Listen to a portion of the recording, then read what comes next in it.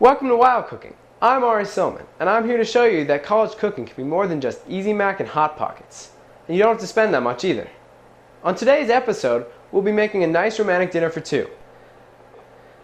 We're going to be making bruschetta and a nice simple spring pasta.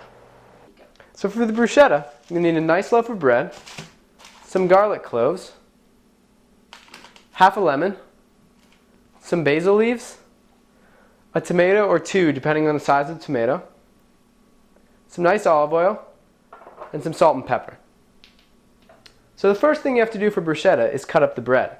Now you want to cut up pieces that are nice and manageable in size, not too large so that they're cumbersome to eat, but not too small that you can't put the bruschetta on top of the bread. So what you're going to do is cut it down the middle and down the half if it's a really long piece of bread, and cut into nice sized squares, maybe 3 inches by 3 inches if you can, or nice small circles. Then after that, you're going to stick it in the toaster. Once it's out of the toaster, you want to take the peeled garlic and rub it on the pieces of toast. Careful, because it's going to be a little hot, so you might hurt your hands a little. But what you want to do is rub the garlic on the bread until the bread becomes shiny, and it'll be pretty apparent when you see it. After that, you want to take the tomato and basil and cut it up finely. The tomato should be in really small cubes, no bigger than ½ inch, and the basil should be diced into really fine little bits of leaf. And you also want to chop up the garlic.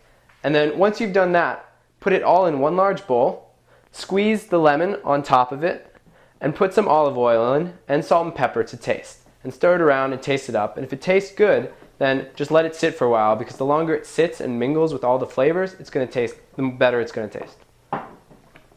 Take the bruschetta mix and scoop some of the bruschetta mix on to the piece of bread.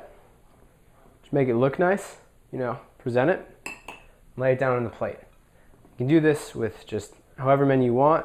You just want it to look appetizing, because looking good is half cooking.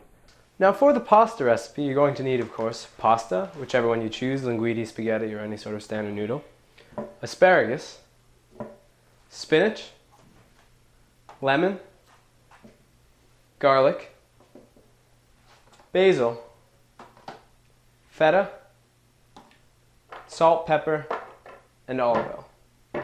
So the first thing you want to do is take the pasta and put it in a boiling pot of water with salt. The salt is to flavor the pasta. You don't want to put too much in though, because otherwise it's going to be really salty and not taste good at all. So while the pasta is cooking in the boiling water, you want to take the spinach and the asparagus and the garlic and the basil, and you want to chop them up.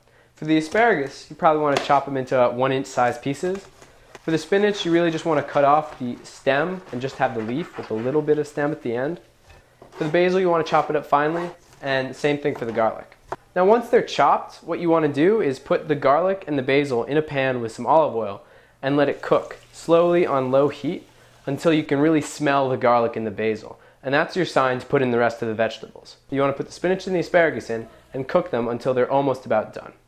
So once the vegetables are almost ready, what you're going to do is take your pasta, which cooked and drained, put it into the pan. Once the pasta's in the pan with the vegetables, what you're going to do is take your lemon and squeeze it over the pasta, get it all around and stir it around. And you're also going to take salt and pepper, and you're going to pour those in too, and you're going to season to taste. And you want it to be citrusy, a little bit lemony, but you don't want it to be too lemony. You don't want the lemon to overpower it. So make sure to keep tasting the sauce and make sure it's agreeable to you. And the last thing you want to do is take the feta and crumple it up. Get it nice, or you can buy the pre-crumpled feta. And now that the pasta's done, you want to take the pasta and plate out a portion for yourself, for your lady friend, or your gentleman friend. You want to take it, spread it out, make it look nice. Finish it with a little bit of nice olive oil, not too much, but just a little bit.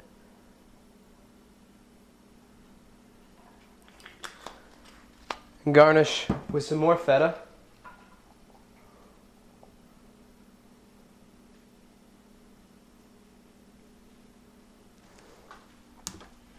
And squeeze, if you have any left, a little bit of lemon on as well. And that's it. It's really simple, really tasty, and really healthy for you, and it's also really cheap. And I promise you that this will make your date amazing.